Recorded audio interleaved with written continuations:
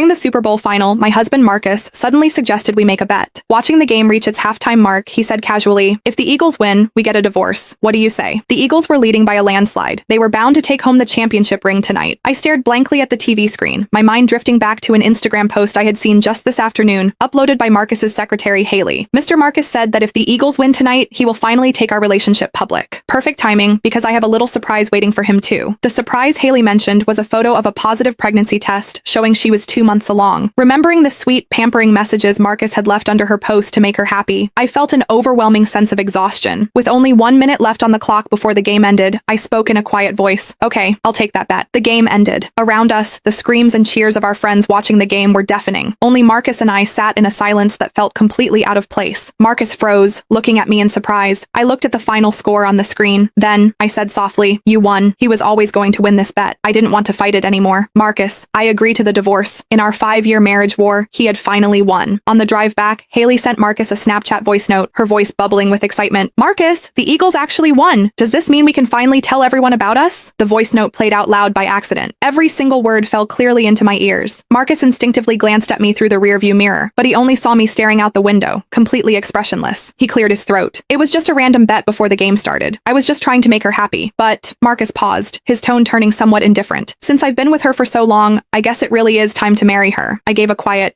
"Have your lawyer draft the papers?" Seemingly not expecting me to agree so easily, Marcus was slightly taken aback. Then he said, "There's no need to rush it like this." I met his gaze calmly. "We wouldn't want to delay your big announcement. It's better to sign the papers as soon as possible. After all, she's been waiting quite eagerly." I wasn't lying. Haley had been with him for 3 years, but she had never gotten the chance to show him off publicly. As long as Marcus and I were married, he couldn't bear to let Haley be labeled a homewrecker. Marcus stared at my face, trying to read my expression, but I was too exhausted. I just closed my eyes. I didn't want to say another word. As we neared the house, Marcus suddenly said, "The power went out at Haley's place. She's terrified of the dark. I need to go over and keep her company." "Okay, just drop me off at the next intersection," I said, not even looking at him. I was already too used to this. Marcus hesitated. Only after I stepped out of the car did he say, "I might not come back tonight." I nodded, my face completely calm. "Okay." After Marcus's car drove away, I stood on the sidewalk for a while. My phone buzzed. It was a Snapchat message from my best friend, Amber. "Did you and Marcus leave early? I can't find you guys at the party." Marcus had hesitated for a long time about coming to this game tonight, maybe out of guilt or maybe remorse. He had still ended up coming with me. I replied to Amber. "Yeah, we're getting a divorce." Amber replied instantly. "Because of Haley? Why won't that girl just disappear? She's just a secretary." Has Marcus lost his mind? Maybe he had. I didn't know when things had started to change between Marcus and me. When did it begin? Probably when his work got too busy, and we talked less and less. He stopped sharing the funny little details of his day with me. His replies to my messages took longer and longer. Strangely, the thought of divorce didn't make me sad. Instead, I felt a weight lifting off my shoulders. We had known each other for 8 years and been married for 5. This marriage,